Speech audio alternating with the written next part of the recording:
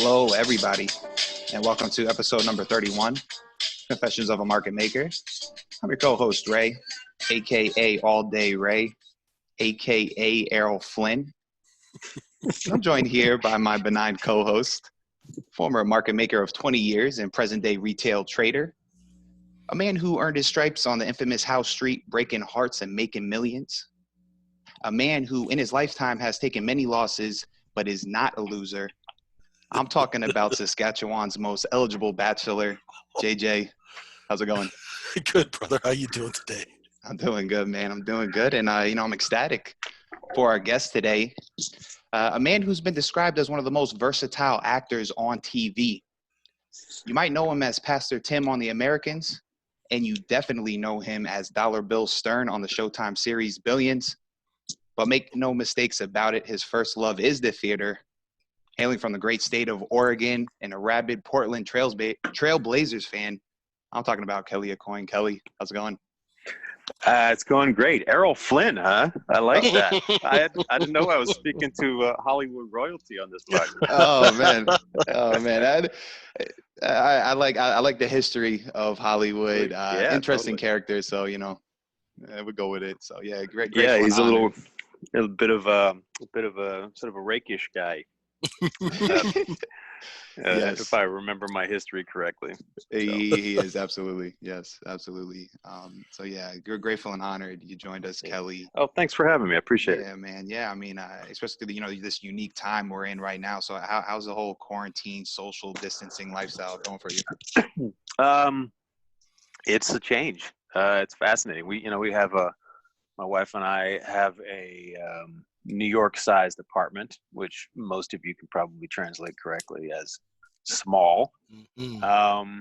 Two main rooms that we both are currently in right now. I'm doing this with you guys, and my wife's teaching a class that she all of a sudden had to switch to online in the other room.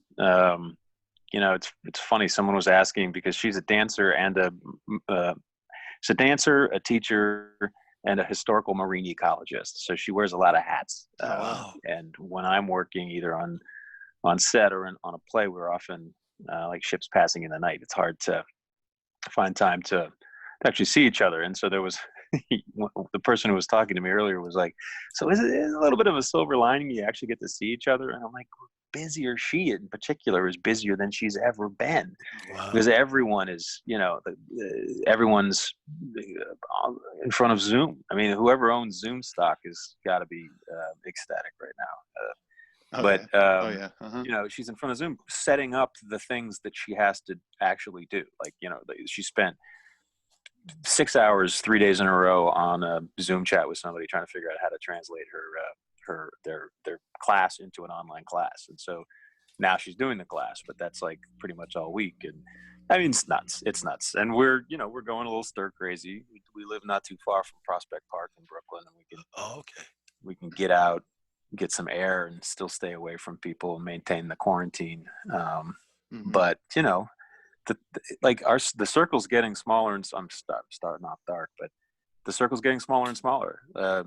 We now have multiple friends who have the virus, and then we now know people who have died from the virus. And there's nothing that brings anything I mean, it just brings it all even closer home. And you look out the window, and it's like, it's basically a ghost town until you see packs of people jumping on each other, and you're like, you idiots.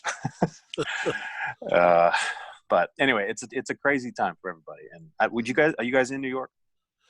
No, I'm in Florida. He's in Canada. He's in Saskatchewan. Oh, okay. Well, geez, yeah. How are you guys doing? I mean, I know Florida. There's no mandated lockdown. How's that going? I mean, as you probably seen some of the videos, man, like people are definitely not taking it serious, Kelly. I mean, even when I briefly do go outside, maybe to get groceries or something, I'm seeing people congregated at parks playing basketball. Yeah. It's just. I guess it's not helping the cause, man. And I guess people don't really understand the magnitude, of this. Yeah. And there's so much, I mean, look, we don't, you can stop me. I'm not going to get overtly political, but there's so many mixed messages, and right. And it's just, that's the big that will potentially be the biggest killer in my pessimistic mind. Yeah. So. Yeah, no, I mean, I think I agree with you. I mean, I think like the flow of information, right? It's like, well, one, no one was even prepared for this type of deal, and like the flow of information is just it doesn't seem fluid. And in your mind, Kelly, I was going to ask you about this, but I guess while we're on the topic now, like, sure. what do you think, like going forward, where do we think we go from here, or like maybe lessons we take away from this? Oh, hell, I don't know, man. My dad was in politics. He would be the one. He was a congressman in the 70s, 80s, and early 90s, and he'd be one of the ones who would have to figure that out from here. I don't know. Just in terms of my business, we've been on hiatus now. Billions has for 2 weeks, and it's we'll see when we get back. We're getting updates, so we don't know right now. But we've shot 7 out of 12 episodes.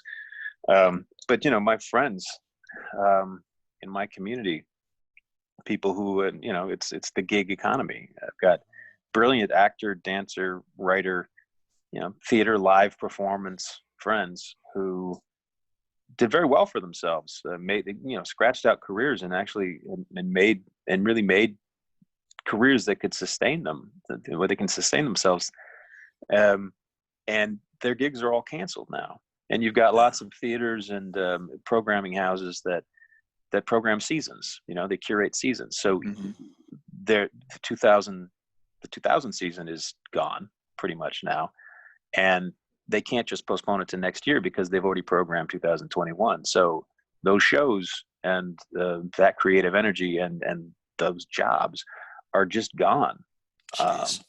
And unless they can hold off for maybe 3 years until the next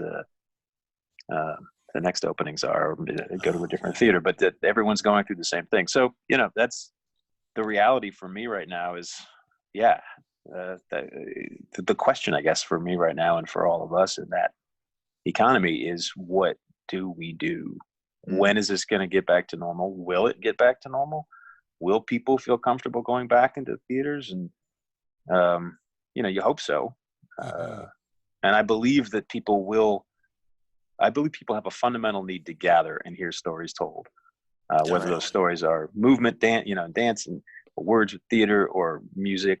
Stories are told in many different ways. So I do think that the future in general is not bleak, but the near future certainly is. Right. So I guess on a lighter note on this topic, how are you? No. I wanted to talk about this anyway, Kelly. No. It's fine. No.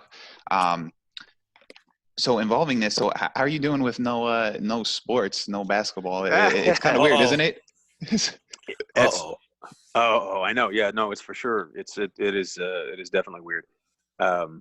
I'm not a big gambling man, and I've got some buddies who love sports even more than I do, and enjoy the gambling, and they're going nuts. Yeah. Someone's like, there's these great videos of people creating little obstacle courses with like dominoes. Set up dominoes through the house, and whether or not they can get it all the way to the end. And there was one I just saw recently with a hair blower, a fan, 3 levels of stairs, and a ping pong ball. And when they made it at the end in this little cup at the bottom of the stairs, the guy was like, "Finally!" And I was like, "Oh, this would be awesome. Set up a thing like that, and then have that guy, whoever it was, or that woman who set up that particular obstacle course, take bets each time." You know what I mean? Like somehow hook it up and place odds, and I don't know, something to get people into like alternate sports. Oh, I love it. Oh yeah, Kelly. I mean, I bet on everything, man. Like, do you? Yeah. Oh, on every. I mean, that's my background. I was a poker player, now trader. Oh, sweet. Okay. Yeah, and no. Some of my buddies are going nuts, and I went up to one of my friends, and he bought an electronic horse racing machine, and we was at his house betting on the horses going around the electronic. Oh my God, that's hilarious. That is hilarious. Yeah. But I mean, the biggest thing for me is, like, I'm a Trailblazer fan, as you said. Yeah. And I know a couple of the players, and I know a lot of the broadcast team, and I love those guys. And so it's hard for me not to see them. On League Pass, I always get the local feed, and I can hear my buddies call the game, and that's cool. And so that's hard, and I know that they're hurting. course, we were out of the playoffs, so maybe it's a good, it's a little bit of a mulligan. Yeah, right. I mean, I haven't seen anything, Kelly. Have they made any like announcements about the rest of the season? No, but I have heard. Like I was just on Instagram Live with one of the friends I was talking about. Brooke Olzendam was a sideline reporter for the Blazers, and Serena Winters, who's a sideline reporter for the 76ers. We're doing an Instagram Live thing, and people were asking the questions of what they thought was going to happen. And I guess there are discussions about, obviously we heard maybe playing some games without fans. But I guess there are further discussions about that. And then maybe, things apparently are on the table. We shorten the season to maybe 70 games, or do they, have the playoffs be 5 games each, or do they do like I was listening to CJ McCollum on his podcast. And he's like, what do we do? Maybe we do a college style playoff, but it has to be shorter no matter what, so that they can still get an off season. Summer League's probably out, but they're gonna have to get an off season. So yeah, I don't know, but I'm just waiting for the Trailblazer Classic games to come on League Pass so I can relive last season's playoffs. Yeah, there you go. There you go. Yeah, how about you? What are you guys doing? Like, are you missing any sports in particular, or are you like all across the board? I mean, for me, I'm primarily football. I'm real into football, and I was just seeing, like, even they were talking about some of the owners were saying they're not even sure if they're going to be able to go to training camp or like at least the OTAs. Yeah, we started in June, but yeah, I mean, I enjoy basketball, just not to the extent of football. I don't know. What about you, Jay? Oh man, I haven't watched sports in such a long time, ever since I got into this retail trade. I've been in front of these damn charts 18 hours a day, man. He just references like 1980s football, like that. That's his. That's like, good. Yeah, I'm still stuck in the 80s. I kind of missed 20 years of life. I was frozen, like Dr. Evil. Yeah. Oh yeah, totally. The 80s were a good year. That was the last era I really followed football all that much, because Washington. I lived in DC at the time, and Washington had great teams then. Riggins and Theismann, and 3 different quarterbacks, 3 different Super Bowls. Yeah. Theismann, Rippon, and Doug Williams. Pretty Doug amazing. Williams, yeah. You remember? Yeah. Who took over for Jay Schrader like 4th or 5th game of the season, and everyone thought it was lost, and then we won the Super Bowl. Yeah. Anyway, yeah, it's interesting about football, or interesting to me. I play fantasy football with my buddies, and that has killed my love of the game. Oh, really? I don't have any teams anymore. The first time I had a Cowboy player, a Dallas player on my roster, and I rooted for, and I needed him to score a touchdown for me to win the game, and they were playing Washington. The first time I realized I was rooting for the Cowboy to score, I was like, well, that's it. My fandom's over. Yeah. So it saves me a lot of time. I have my Sundays free. Yeah, there you go. Yeah, no, it's funny. It's like, it would like pit you against like your own team. I know that feeling. Yeah, that's funny. That's why I'll never ever play fantasy basketball, because I've grown up with the Blazers. That's always, my dad and I played basketball. He taught me to play basketball. Like, that's my thing. Yeah. And it would kill me if I ever rooted against the Blazers. Like even. Like, are you as big as a fan, Kelly, that like when they lose, like it like hurts, like you're like it takes you a little bit to get over it? Oh yeah. Oh God, yeah. And the more, the closer to the playoffs, and when it is playoff time, I like, my wife is like, she knows it. She's seen it for years, but every time she sees it again, it's like, oh my God, are you crying? Are you okay? It's like, yes, I'm fine. And when Lillard hit that shot from 37 feet, I if you remember, halfway through that quarter, we were down 15, and that was a game where Nurkic came back on the sideline.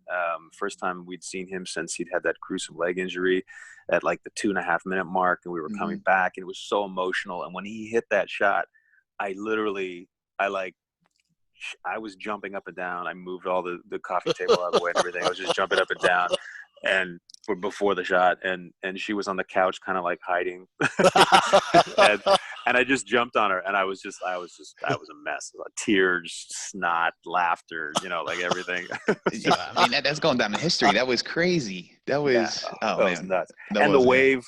I mean, come on, the wave. And the thing that was so great about that too, so many things were great about that. But Russell Westbrook always has tried to get into Damian Lillard's head, always. Right. Mm-hmm. And he's like rocking the baby every time he scores something, and then Lillard has to sort of say, "You don't rock the baby on a 15-footer. That doesn't make any fucking sense."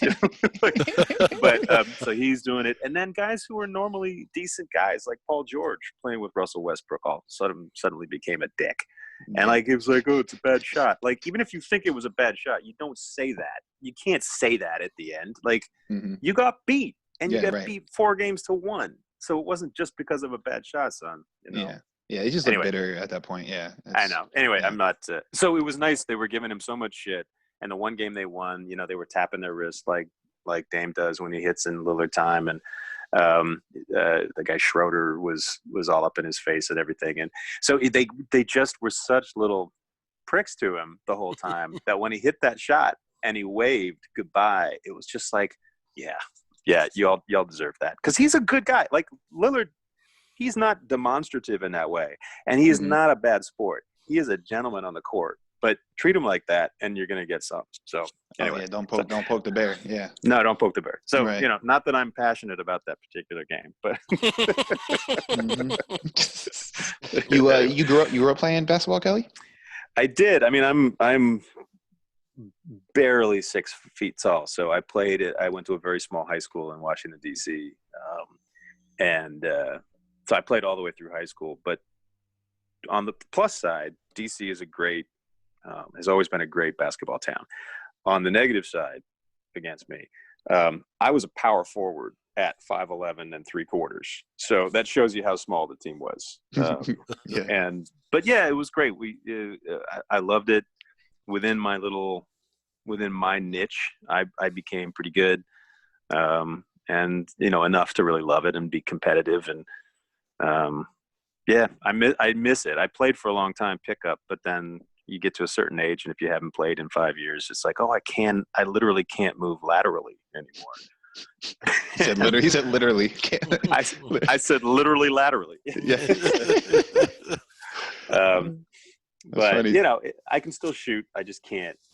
I can't really play, if that makes any sense. The movement's not there. So when you were in high school, Kelly, were you into acting? Was that something you knew you wanted to? Yeah. I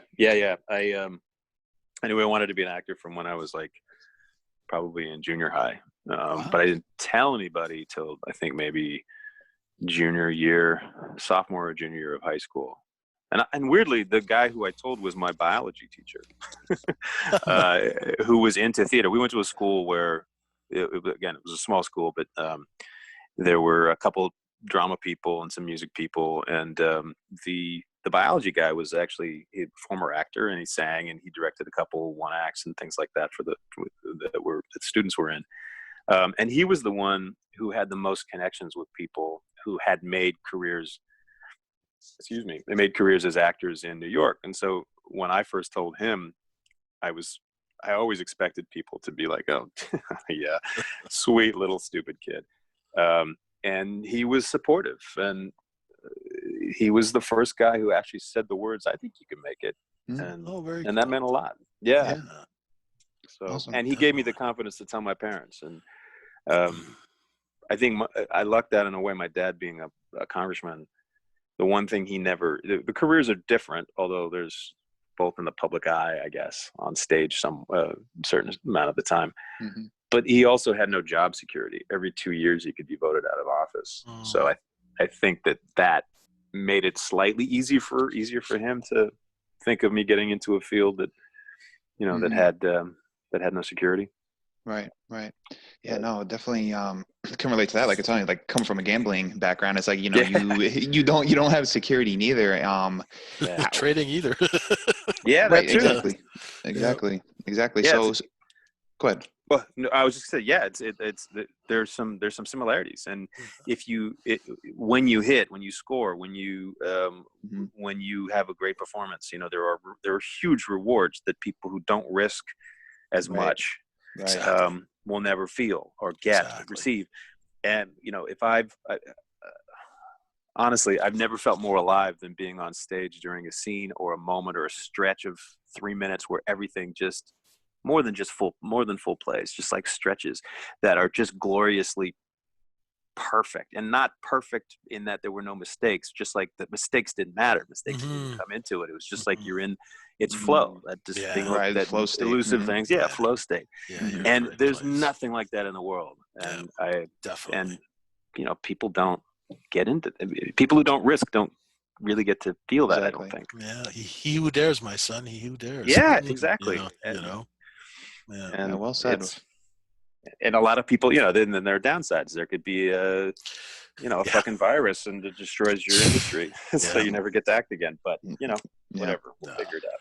Yeah. So how was your early career, Kelly? I imagine, or at least I hear acting. It's hard to like get in, to break in. Like, did you hold other jobs at first? Did you get in right away? What was it like?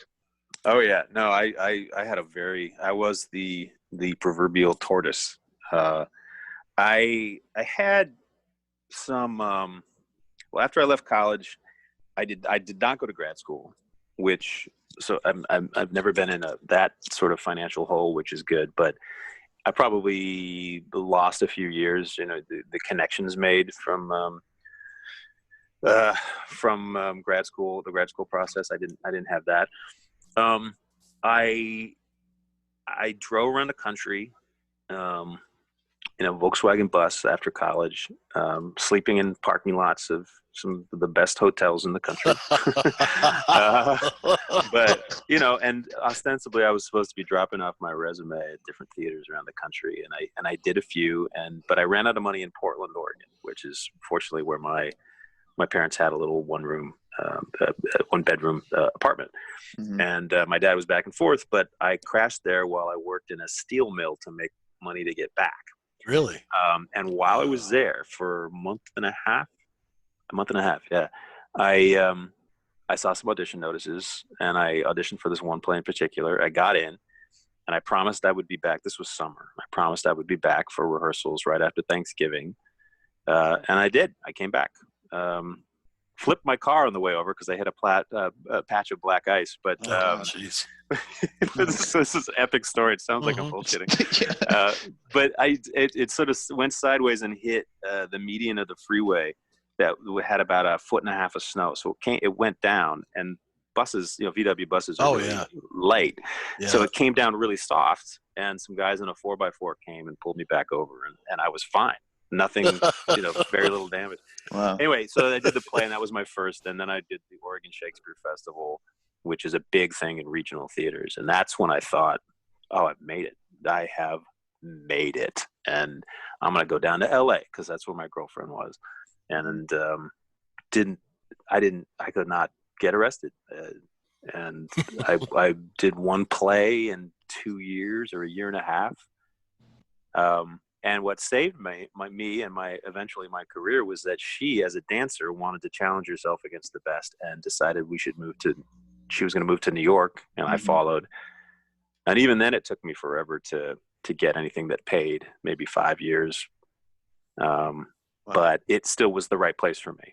I was still getting better and learning and getting little, I guess I had little tiny paying things, but nothing substantial. It was after 8, 9, 10 years that I started really getting the types of gigs that led to the types of things I'm doing now.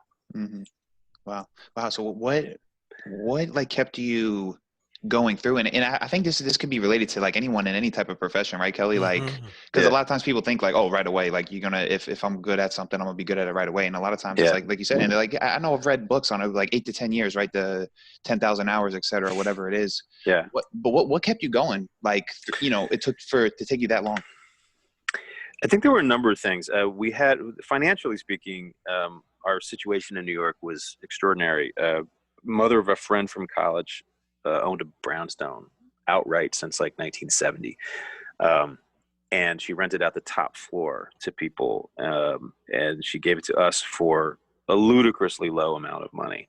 Didn't need the money. She just wanted the company, and we were there for a long time. So we didn't have much overhead. So I could be an extra or do stand-in work a couple days a week, and then Carolyn could get something coming in at a coffee shop she worked at or something, or I could do a catering gig, and we would have our nut in like 3 days, maybe 4. Oh, nice. So that made things easier. It was like she was a patron of the arts in a way. She didn't give us money, but she charged us very little. Yeah. So that helped. The other thing is, I always had a weird dual way of thinking about myself and my talent. I was always nervous that I wouldn't make it. I was always nervous, like most artists are, that I would be discovered as a fraud at any moment. But I also weirdly thought, no, I'm good. It's weird. It's hard to explain that dichotomy. And I know there were enough people who, along the way, who at very strategic times, who people I respected, who would say, "You're good. You're really good. You need it." Just, and they never had any advice about how to go about getting those gigs finally. But it was just because I wasn't hurting financially. I was just sort of, my nature is a little bit more romantic too. So I had this romantic sense of, no, we're gonna make it. It's fine. Whatever's this is fine. Mm-hmm. Yeah. And I was buoyed by those people saying, yeah, no, you have it, whatever that is. And then finally, just a couple breaks, a couple things, a couple doors went down, and then TV wise, it was a House of Cards that started to put me on people's radar. Oh yeah, yeah. I had some of those people I was talking about who said, "Yeah, you kid," and then increasingly they stopped saying "kid," but that's just what happens.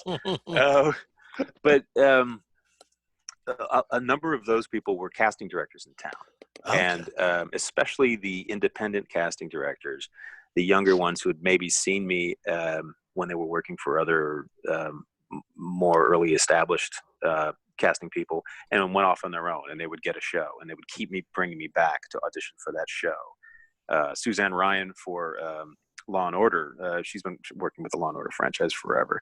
She brought me in all the time, and her response to me, even when I didn't get the gig, was always heartening. And then a lot of these younger ones coming up who just kept trying to not force me on people, but just try to find me the right fit. And I would get enough feedback saying like, no, the producers loved you. It's just not the fit they want. That I thought, okay, that means that I really could have gotten this gig. There's nothing that I'm not inherently stupid to try this out. I'm not being delusional. It's just a run of bad luck, or the right part. Or the right part. And then, there were a couple times disheartening things where I'd get a major callback, and I know I used to think I was a terrible auditioner. I actually was fine.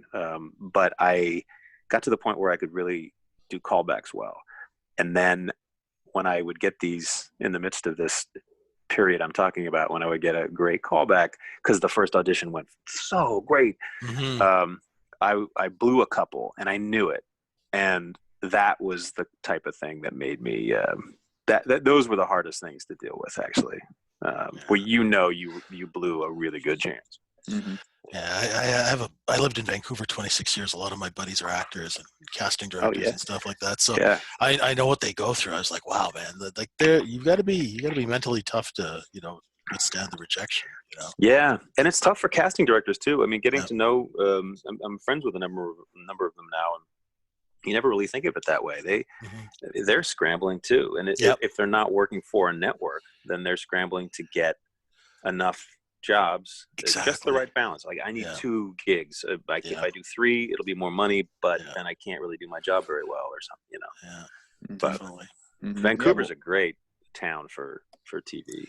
And, I was there through the whole X-Files thing. Oh yeah. That was one of those shows that I still regret not being on. Like, if I were, you would have been great on that show. I would have. Oh God, I was a Northwest. You would have killed that. Come on. You would have killed it. Yeah. The two of the shows I really regret not being on. There are three actually. One's going to really date me, but the X-Files, West Wing, because of my dad's experience. I love that show. And then Saint Elsewhere. Oh yeah, of course. Did you watch that? Of course, I love that show because my parents wanted me to be a doctor. I had no talent. Yeah. Okay. Do you remember? Did you ever watch The White Shadow? Yes. Okay, The White Shadow. With that, it was like the guy who played Salami. Yeah. Had a different role. Oh.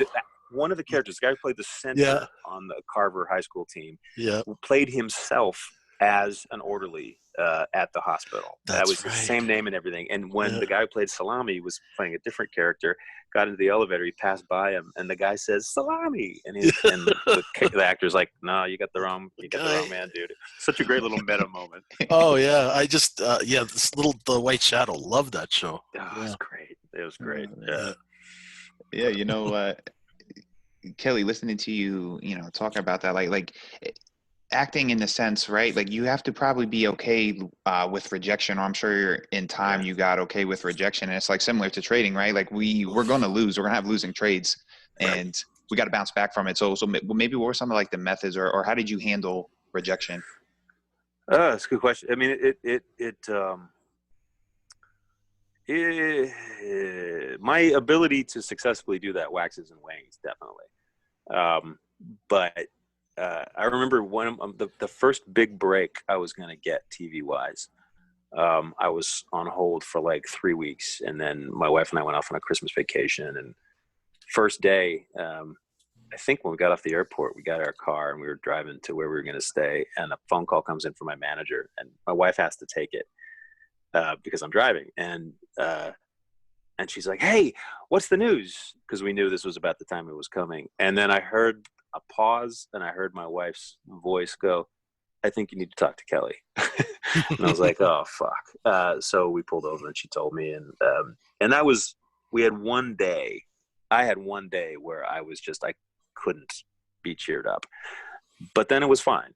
It's, I don't know. I don't know what the method is. That case, it was, we're getting our first Christmas alone, without family, without friends, just the two of us, and I don't want to ruin the vacation. So there's that sort of that theory that you make yourself happy, you make yourself laugh, until, and it's fake for a while, and then all of a sudden you are laughing. Yeah. It's actual laughter, and that can work sometimes and not other times, but it worked in this case. And yeah, I don't know. It depends.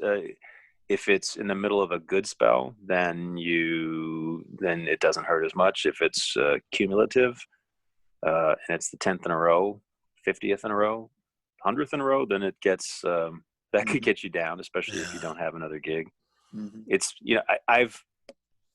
it's been 8 years now, I think, that I've had some version of security in the recurring role on The Americans, and then being a series regular on Billions. I know that even if I screw up everything else, I'm going to have this for a while. Yeah.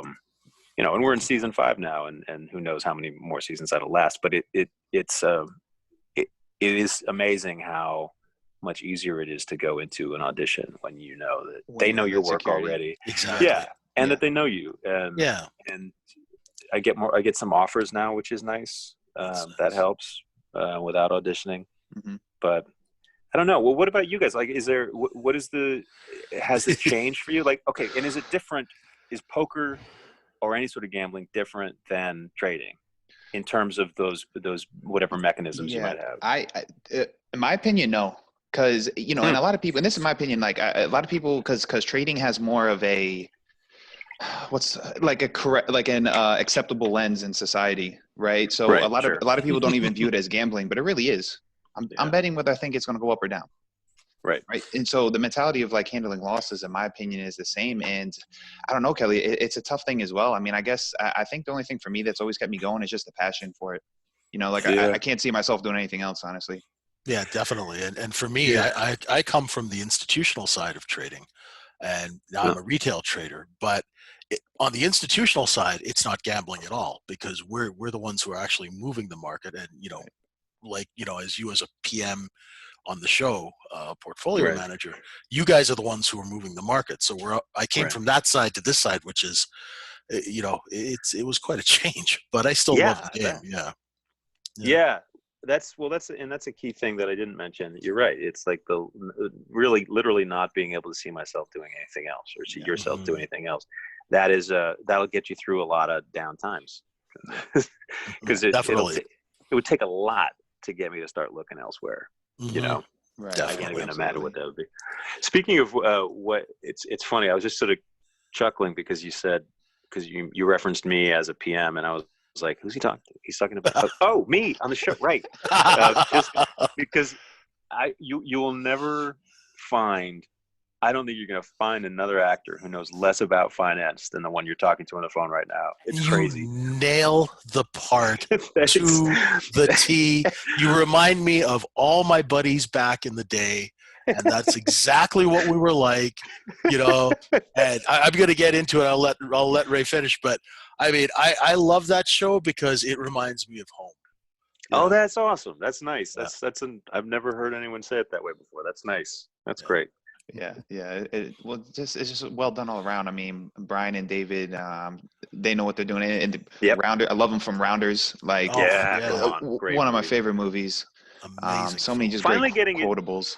Finally getting its due too. I mean, maybe that's because of the success of Billions, but I always thought for a long time, I thought it was a really under the radar classic. People who knew movies and gambling loved it, but not everyone necessarily knew it. Oh, yeah, and the acting talent in that. Come on. Oh my God. Yeah. Oh yeah, ridiculous. Such a great script too. Yeah. No, I love working, but that's the thing. Like these guys and the writers' room, they create such vivid, specific characters and scenarios and dialogue that I know what I'm doing in the moment. And they've sometimes had people on who are sort of dramaturgs, who will work with the actors so that if there's a question that we don't really know what we're talking about, there's someone we can call and ask. We can also do that with Brian and David. They're great. They're like, no, any question. I don't care if don't feel stupid if it's tiny. Just, and that goes with trading. That goes with any of our pop culture references and any sports references, anything. So you know what you're doing, what you're talking about in the moment. But I swear, after I wake up the next morning, I'm like, now tell me what supply side is again. I'm telling you, a dollar bill. I mean, and I'm going to go into billions right now for a little bit. Go. Because here's the thing. I grew up on the desks trading on the phone, like that episode when you guys lost the phones. Brought out the burners. I was like, oh yeah, I'm home. Give me 3 phones. Let's go, baby. And you brought out the Filofax. And there's some beautiful women, and then somebody said, and they're grandmothers now. Well, that's Ray with me now in the trading room because I'm the old guy, right? The beautiful women they actually are grandmothers, some of them. So it's and I love that show because you are exactly like cut from the cloth. I don't know who wrote that character, but there are bits of that character that I have friends that I could introduce you to. And you would see Dollar Bill, like the cheapest guy, $10 million, and he takes $2,000 out for his out of the fund. I've got guys like that. I had one of my mentors was worth about $30 million, and he drove a '79 Cadillac Eldorado. I love that. I love that. I love that. And every time he would just get it redone every couple of years. Right. It is. Yeah. I mean, they wrote these characters. There's nothing that we do on the show. Dialogue wise, that is unscripted. There's no improv. There's no nothing. But obviously we take this and we with their guidance if we are off base. But we do what we do, which is interpret and bring character out. But the writing is so crisp and so brilliant to me that it gives you all early on, in particular, when we really were looking for clues to who these characters were. It gave you everything you needed. I mean, I only had a handful of lines in the pilot, but the description, the nickname Dollar Bill, and he's the cheapest millionaire. And oh yeah, cheapest millionaire. And I'm sort of stabbing my friend the Pouch. Remember that character? Oh, Pouch was great. Back a little bit. Yeah. It's like, oh, there's so much. I've said this before. I actually turned the audition for this character down. I auditioned for another bigger character. I turned it down because I thought it doesn't even say recurring character, and it's only a few lines. I don't think so. And over the weekend, read the description again, thought about it, read the script, noticed the people who were involved in the project, and I was like, I think I need to get in. So, well, yeah, my favorite characters are Dollar Bill's number one, and then Wags, right? Of course. Oh, I mean, because I had a Wags. You know, we had a Dollar Bill, we had a Wags, and then Hall. I love Hall. Because my clients were like Hall. I had a lot of those were my clients. That's interesting. So you had clients that you didn't know if you turned your back they'd kill you. Oh, definitely. I treaded in the under $20 world. So my clients made the Wolf of Wall Street look like the Lamb of Wall Street.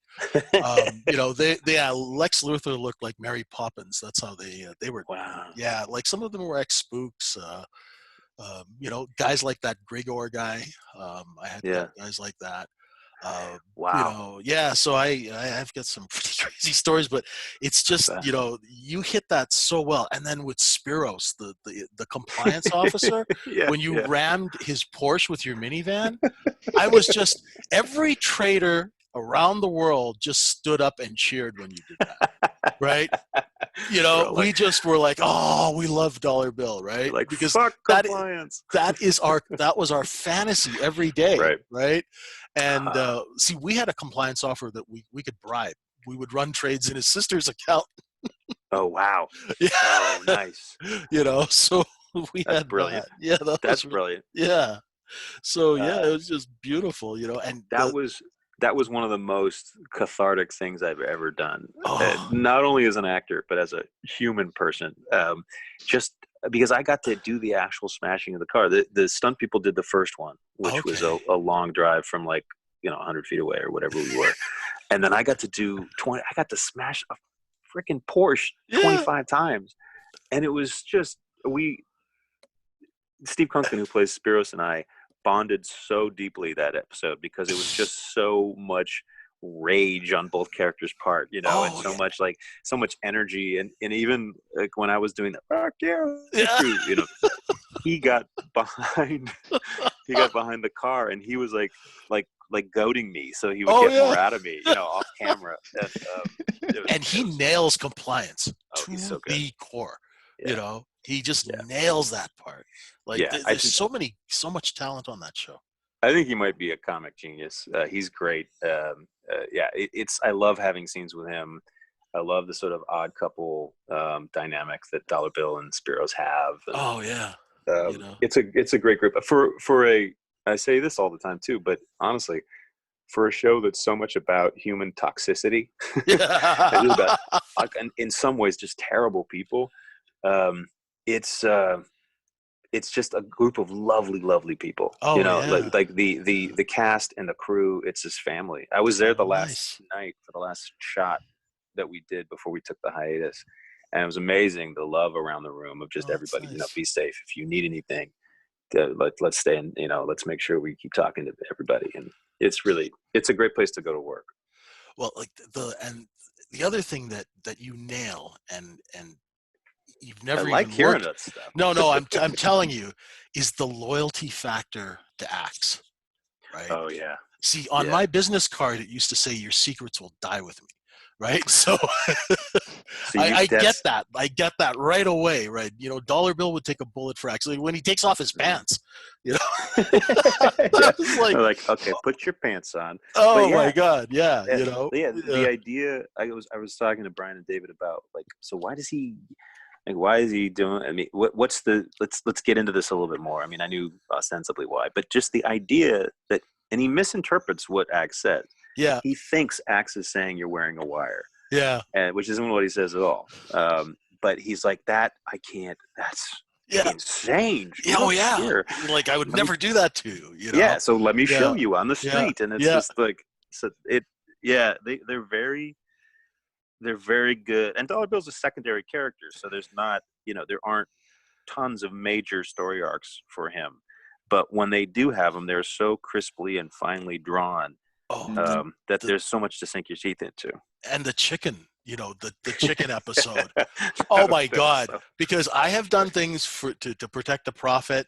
And so I totally get the motivation, and that was just, and then of course the Jack Nicholson Chinatown reference at the end. Oh, that was just nailed it.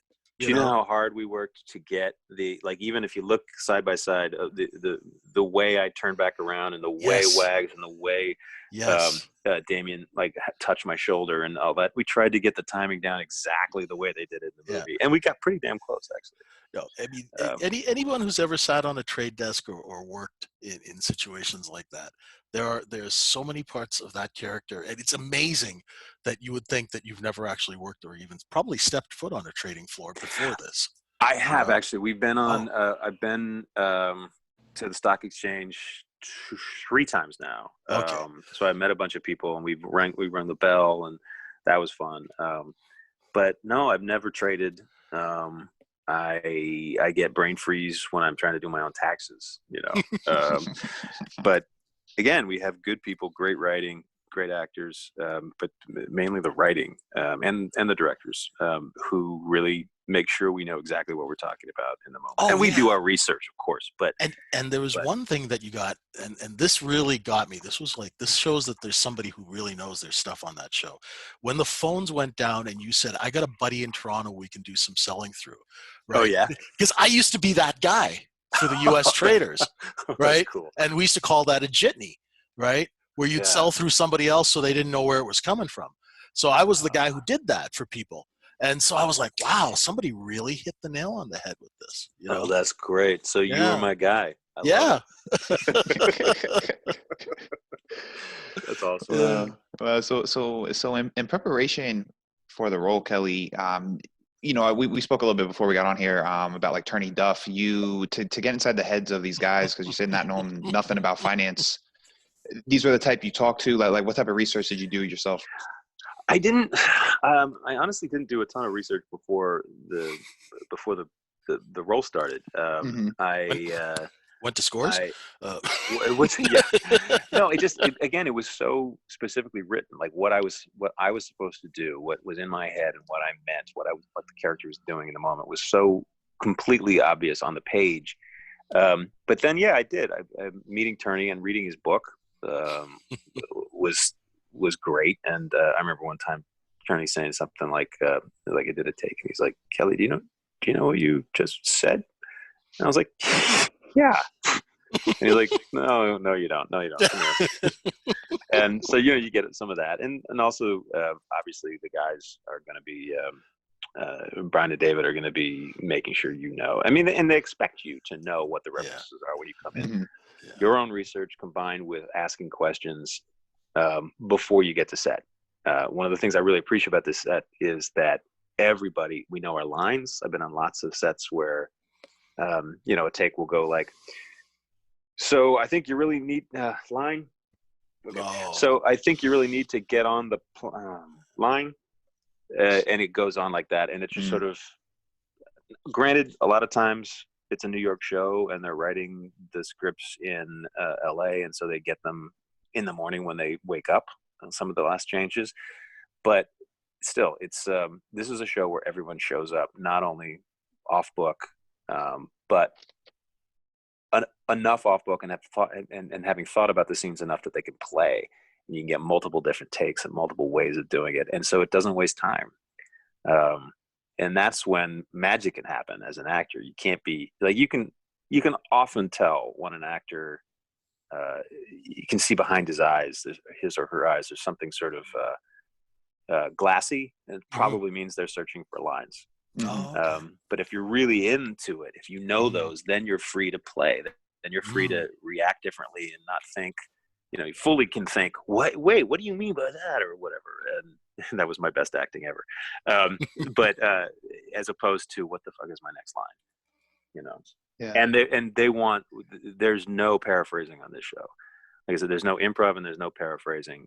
They want you word perfect. and it's such good writing. Like, it is. There's nothing I could do to make it better. So I'm just gonna I'm gonna memorize my fucking lines. Yeah. And you could see the clues of Turney in some of the stuff there. Like the short squeeze one, right? I don't know if Turney had anything to do with writing the scripts, but that's a good that's from right out of his book with the telecom. Oh, sweet! Yeah, that's awesome. That's and the Admiral Fund, right? That's straight out of his book too. Turney and I met in '98. Okay. In Scores, with a bunch of sales traders from Knight. That's how I know him, and that's why he's been on the show. Love the stuff. Oh, he's a great guy. He's a great guy. And honestly, if I can plug our buddy, anyone out there listening should read The Buy Side. It's a great memoir. That's really gripping. I don't read a lot of nonfiction, but it cooks. The story's great, and there's a lot of suspense to it. It really is. And so I'm surprised. Like even for someone who, I mean, he was a trader, background as a trader. Just the way he wrote the book, I just thought it was real impressive from that standpoint. And it's honest too. He really bears his soul. He never lets himself off the hook either. Yeah, exactly. It's like, it's fascinating. It's a brave piece of writing, exposing himself and what happened and how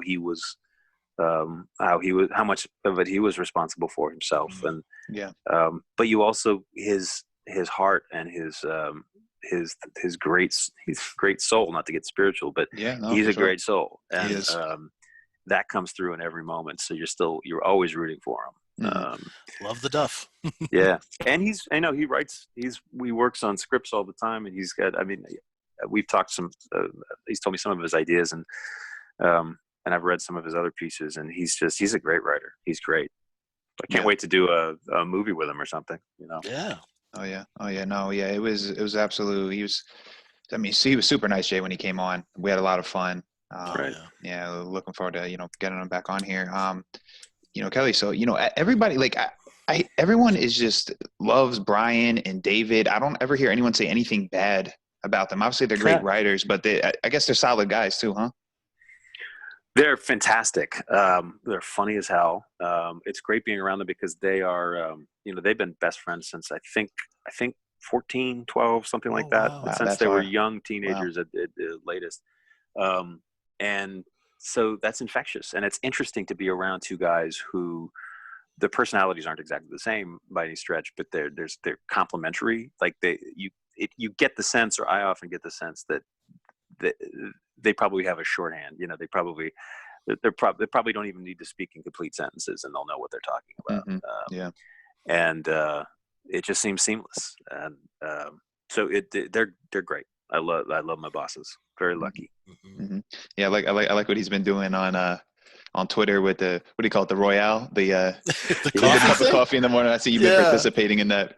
Yeah, it was a great idea. Yeah, we're all stuck separate. Let's be alone together. And let's take a picture of yourself with your first cup of coffee. I never knew it was called, first cup of coffee was called the Royale. I don't know. Did he coin that? Did he just make that up? I think he just made it up, right? He so easily could have made it up because his brain comes up with awesome things. But or it's like, it's something that, like, when I'm around him and like, I don't know, like some of the other guys on set, it's like, wow, I'm sort of less of a man than I really should be.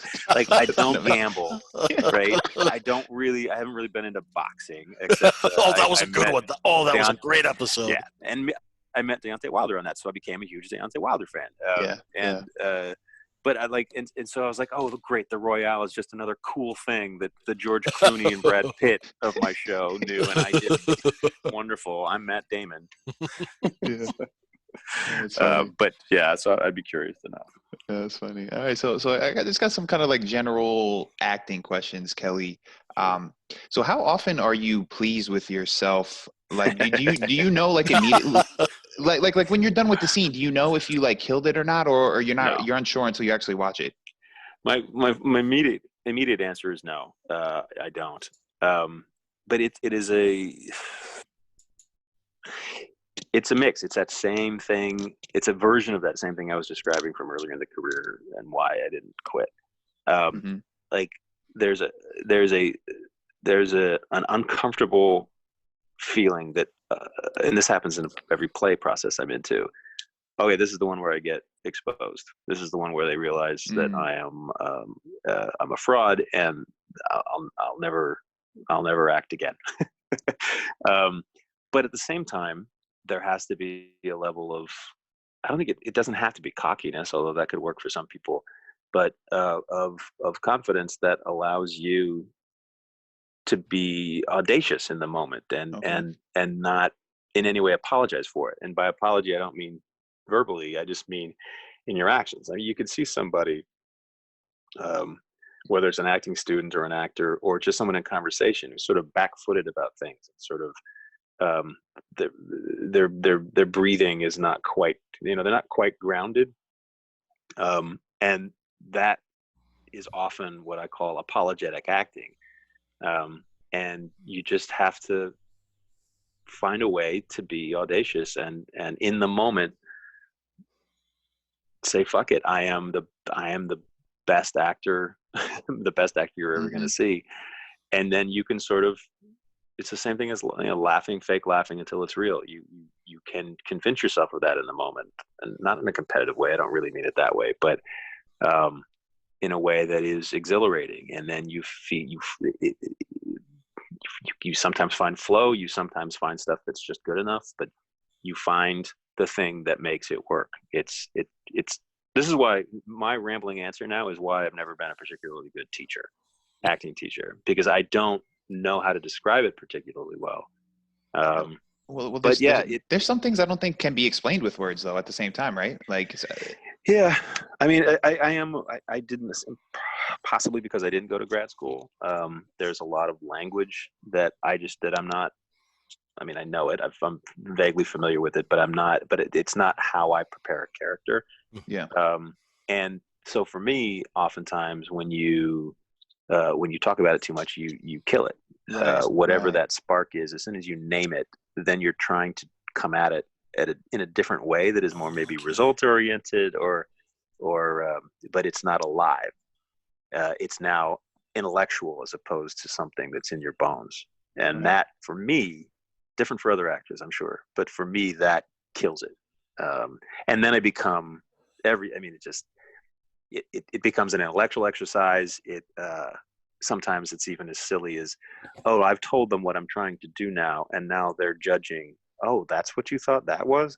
It's kind of like if you're flirting with somebody and having them be like, oh, is that your sexy face? Oh, great. It's just, it's a weird dynamic. It's a very delicate thing. I know that sounds silly, but it's a delicate thing to make something, and it has to be, you have to find the magic in it. And other people approach it differently, but that's me.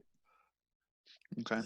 Yeah, it makes sense. It's kind of like, Jay, like I think, like, equating it to like trading, right? It's like we talk about, we make like football analogies, right? Like if you're going to if we're going to make a mistake, right, or if we're worried about a mistake, we're going to make it full speed. You gotta run it up the middle. Sometimes you just, especially in your craft, I think, because it is a craft, and I think, like, just because I'm just blown away at how accurate Dollar Bill is, and how you play him, because it just honestly, it takes me back to 1997, right? I love that. And it's just, and I feel like I'm there, and that, for a guy who was on a desk, I miss that more than air itself, right? and you bring that home, right? Which is, and the other characters, because we didn't have quants, like we didn't have the Taylors and all that sort of stuff, so it was mostly guys like Dollar Bill and Pouch, and you just and I think, I don't know if you actually sat next to like traders and observed them for periods of time, but you just nailed it. See, and you didn't even have to do that. That is pure talent. Right? Oh, thanks, man. I do appreciate that. I mean, I did meet, they'd bring some guys on set. Yeah. And you get to meet and talk to some people, but I didn't have access at the time to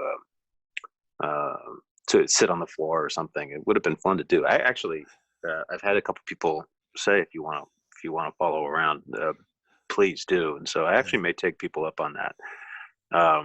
But no, that means a lot. I mean, you could probably imagine, like, you're in the field, you were in that business, and so and if it's resonating, that's great. And it was the best time of my life. Never made so much money. Never had so much fun. I mean, every day was like Animal House, and I loved every second of it. And so when I watch that show, it just makes you feel good. That's awesome. Yeah, that's awesome. I love that. Cool. Yeah, that is. So Kelly, how much, I guess kind of while we're talking about this, how much do you think is acting is innate talent versus work ethic? That's always the question, isn't it? I mean, I think, and I could change my mind tomorrow, but I think it's both. Certainly it's both. So it makes it easier if you have innate talent, but but you have to work at it if you want to have a sustained career. I think that's why so many brilliant, even movie stars, have strong theater backgrounds. The ones who really, not necessarily the ones who become I mean, like working actor regular movie people. You know what I mean? Like the Richard Jenkins or of course now I'm blanking on names. But you're going to have certain people who will make it just because they're gorgeous and there's some chemistry they have with the audience. But they're a handful of those people. The ones who actually make it and have interesting careers and play interesting roles are often people who had theater backgrounds, and those people inherently have to work at it to make careers. That said, what innate talent actually is can be a sort of mercurial thing, right? Someone looks at at some actor who just doesn't do it for them, and they think they're bad. How many stories have we heard of some brilliant people who are like, I think Steve Buscemi, maybe I'm probably making that up, but Steve Buscemi, I think said someone told him that you'll be an actor when hell freezes over. So somebody like that, someone with like a really good solid career who's like, oh, he's fantastic. But oftentimes maybe it's because he's really quirky or she's really not quite the normal type, and people without much creativity of their own pigeonhole them as mediocre talents when in fact it's just different. And I mean, it's one of the reasons why I was glad I didn't go to grad school. I didn't do well in classes. I learned a lot more easily working with other actors and with directors. And this grad school always seemed to me to be a place where they tried to teach you to act a certain way. I think I was wrong about that, knowing other actors who've gone through.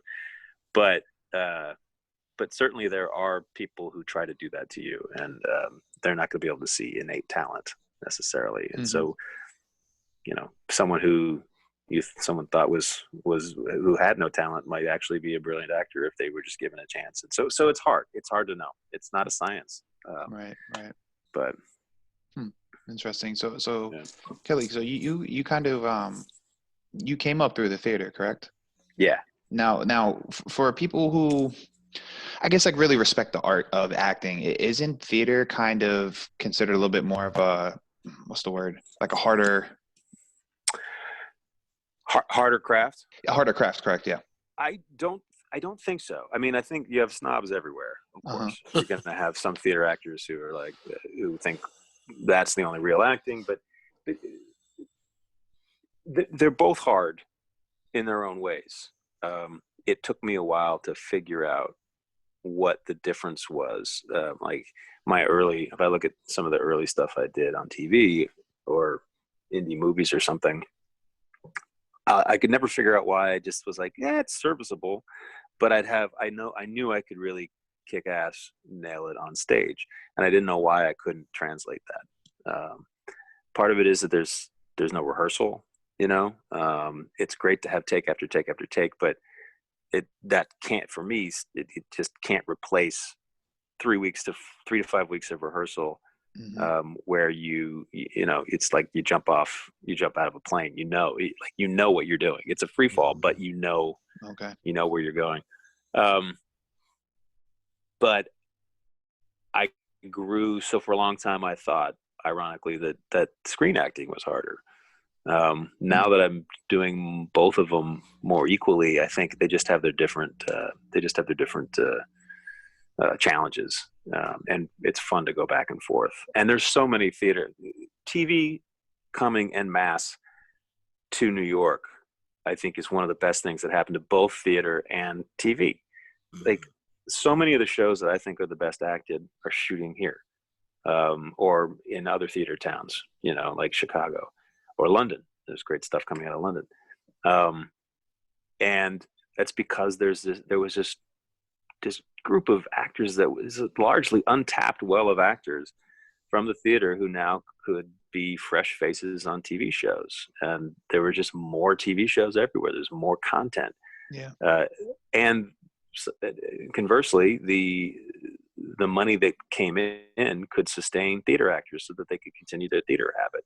Most of those shows shot, if you were a regular, it was only 6 months out of the year, because it was a 10 to 13 show episode model as opposed to 20 or 18, on the network model.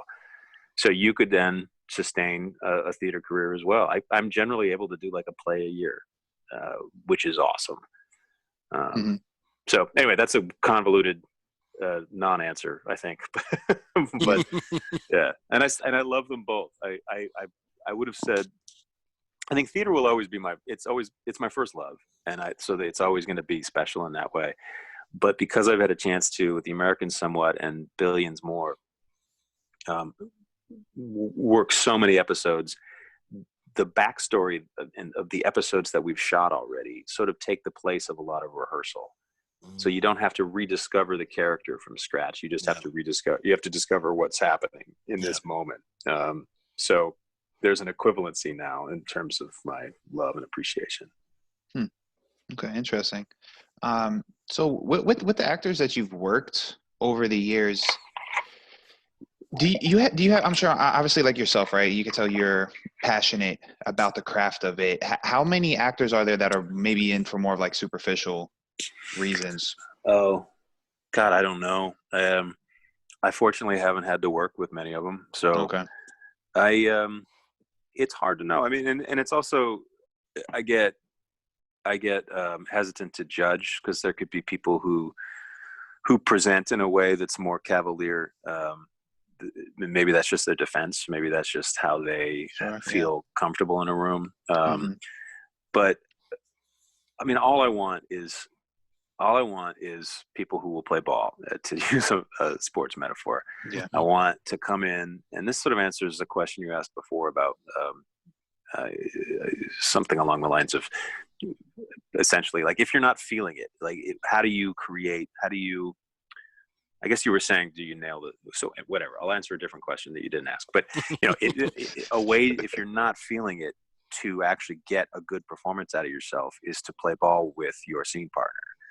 Their energy is going to help you right, that makes sense. Pull something out. Like, in acting, best acting is listening. And it's really hard to just really listen. If you've done the take 15 times and it's really late, you've been on the set for 16 hours, to really listen for that 15th take, although we don't get that many takes on TV, but still, to really listen, and even though you know exactly what the person's saying, it's sort of a paradox. But that's how you get a good scene that's kinetic, that's magic. And those are the actors that I've worked with people who I thought, I'm really not going to like this person. This person is just, this is a shit show. And then you get to act with them in a scene, and it's like, oh no, you care, and you're focused with me. You're connected with me. You are being a generous actor. You're playing ball, and that's all I care about. That's all I care about. Okay, makes sense. All right, just a few more miscellaneous things, Kelly. Sure. And we'll wrap this up. I saw that you appeared on The Sopranos. So what was that experience like? And then also, what's your take on the ending? Obviously, that was a controversial thing. The ending? Yeah. Okay. So first of all, I had not seen The Sopranos except a handful of episodes until earlier this year. I started watching, and I tweeted that I was going to start. And my boss, Brian Koppelman, was like, "Wait, really? Wait, what?" and I tweeted back like, "I'm fired, aren't I?" And he's like, "Kind of, kind of." Yeah. So I'm only through the episode where he takes his daughter to the college, to visit the college. Okay. Yeah. And I do know about the ending though, and I've seen the scene because you can't miss it. It's been what, 10 years now? Yeah. Mm-hmm. More. More. Yeah. Wow. It strikes me as brilliant, but I don't feel like I really have a leg to stand on in the argument. Right. But I think it sounds brilliant.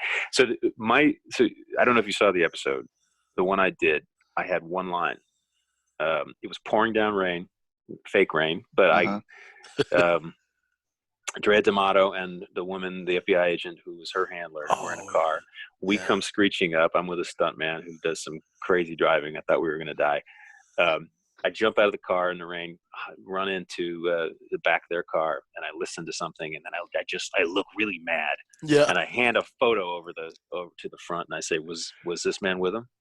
And she says, "Yes." And I look even madder, and I run out, and the car screeches off. And that was my Sopranos. Yeah. And they said it was going to be a recurring character, but never was. I didn't look mad enough or something.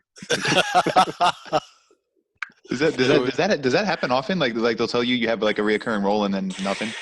I think what happens is what happens is they think it's going to be a recurring character. Especially with recurring stuff, it can be hard to know where storylines are going to go. Like Blacklist, I was supposed to be on again for that next season as the Russian dude's attaché. Yep. But then they just didn't call. And I was like, I guess. And I think I had 4 episodes, and it was fun. I loved being on it. I love that show. That's it. Because I was like the concierge of the under $20 market, so I identify a lot with Raymond. That's great. I was the guy you need. You need this. You need to hide something. Yeah. You call me. You know. Wow. Yeah. So you need to write a book. I am. He is. Oh, you are? Okay. You're like, I know. I am. No, it's just crazy. I always just find myself in weird situations. That's fascinating, man. And then you gotta come up with a series of your own, or a movie or something. Yeah. Oh, that's good. It's good. He's got some stories. I've read some of the manuscript already. Oh, that's cool. It's good. Yeah. All right. Let's see. What else was I going to ask you? Oh, okay. So House of Cards. I mean, you do really. Yeah. I forget the actor's name, but you guys really do look like brothers. That's really funny. Yes, Michael Kelly. Kelly. Yeah. He's a great dude. And I did all my scenes with him. I didn't act with anybody else. Oh wow, okay. Except a buddy of mine actually who came up. She played my wife, and there was one episode where she and I traveled together, and we saw her. That was fun. But yeah, I'm sure it helped me get the part. It was I didn't know what I was auditioning for. They had dummy scripts that approximated the same sort of emotionality that we had in the big scene in my first episode. Mm-hmm. And I loved it. He was my favorite character in the show. So it was fun. And he's a great dude. He's a great guy. It was, and it just being on that show, it helped even more, I think, before the episodes aired, because nobody knew if Stamper was alive.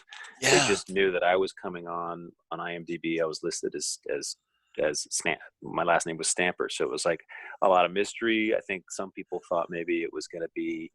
It was amazing the doors that opened and the people who said, "So what are you doing in House of Cards? You're Stamper. You're Stamper's brother." Yeah, and I'd be like, "Well, I can't say." And so I think maybe some people thought it was going to be like a huge role, like Corey Stoll in the first season or something. And I did not disabuse them of that thought. Yeah, Kelly, I gotta give you extra thanks, man, because there's it's fun. There's some girl I've been trying to win her over for a while, and she loves House of Cards. Oh. And I told her you were coming on the podcast, and so I think that might I help my chances a little bit. She was real excited. She's like, "Oh, no way! Like what? Nice. What's her name? What's her name? Yeah, Elena. You might not want to say Elena. Yeah, give her a shout out. Yeah, he's a solid dude. Go for it, Elena. Appreciate you, Kelly. Thank you. Absolutely. Thank you. All right, let's see what else. Okay, so being from Oregon, right, West Coast, how do you enjoy living in New York City? Oh, I love it. I love Brooklyn. I love Manhattan. I love it. I love going back too. I'm trying to. So my parents live in Portland, and that's basically where I'm from. and my aunt and other extended family lives in the mountains in Central Oregon near Bend, outside of Bend. Yep. And so it's great for us. It's like the best of both worlds. We go to LA to visit to commune with my wife's past, and we go to Portland and Central Oregon for different versions of Oregon. It's great. We spent nice. Christmas in right outside of Bend as well. It was beautiful. And actually I've been able to go back a ton this year because my dad, as I said, was in Congress, and he published a memoir called Catch and Release. It's actually a really good read. Oh, cool. And he had a bit of a book tour around Oregon, and I came out, I think, 4 times to go to different places and hear him talk about it and see him sign the book and stuff. And he was supposed to come to New York on May 8th. And he was going to have a reading at the Strand bookstore. Do you know the Strand? Mm-hmm. Famous giant bookstore, one of the biggest in the world.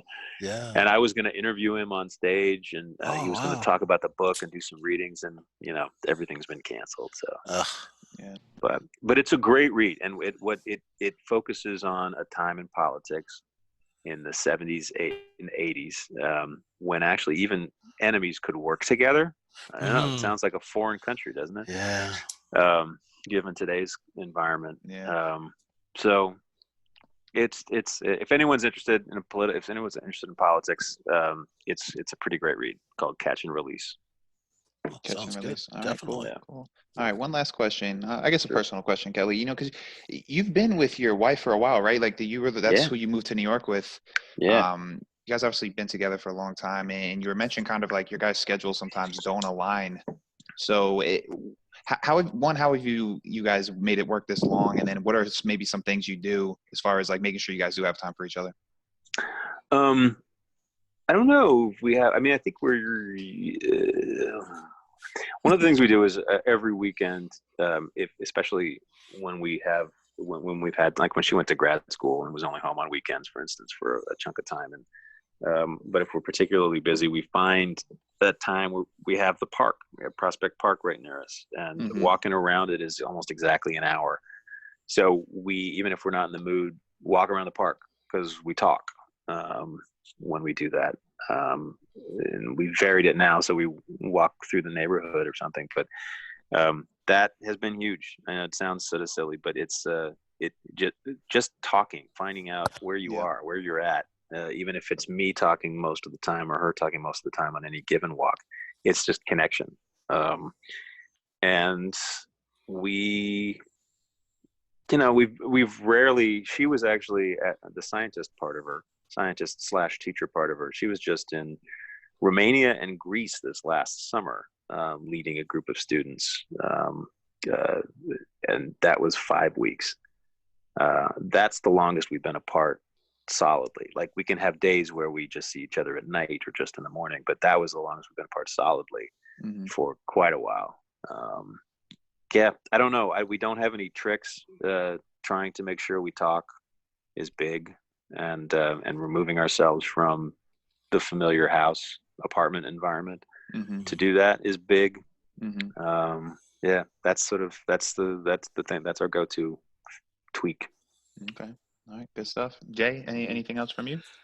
No, I'm just really, really very, very grateful that you came on our show. And I just wanted to say it's, as a trader, I have no artistic talent whatsoever. So, artists, actors, musicians, I have a great respect for people who do that because they sort of elevate us and take us out of our daily sort of grind and put us into a different place, and you take me back home, so that is a beautiful thing, and I thank you very much for that. That is very kind of you, and lovely stated.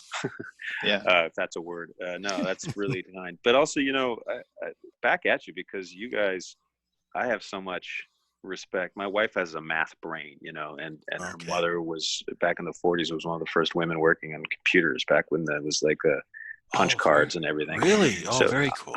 I admire people who do what you do, who can think like you do. I don't even think I could improv my way out of a fake trade scene. So it's the admiration goes both ways. Oh, thank you. Thank you, Kelly. Yeah. Thank you. So that concludes today's episode of Confessions of a Market Maker.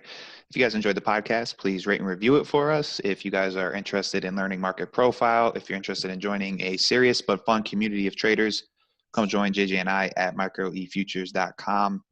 Kelly, tell listeners where they can find you and anything else you'd like them to know. I'm on Instagram and Twitter, both at Kelly AuCoin, KELLYAUCOIN 77, which is the year that my beloved Portland Trailblazers last won the championship. And also, I pretend it was the year I was born. Yeah. There you go. Well, that's tough for me. I'm a Jets fan, Kelly, and they haven't done anything in my lifetime. So yeah, whatever. But you hang in there, true fan. Yeah. You got to. But see, that's why I do like fantasy sports, because it actually gives me some interest. Because my team's always bad. Yeah, it's all perspective. Yeah. So it's all perspective, right? All right. So for Kaiser Soza. Oh, definitely. He's Kumar. I'm Harold. Make sure you guys use stops though. Definitely. And unless you got a Wells notice with our name on it, we are definitely not uncertain. All right. You guys have a good one.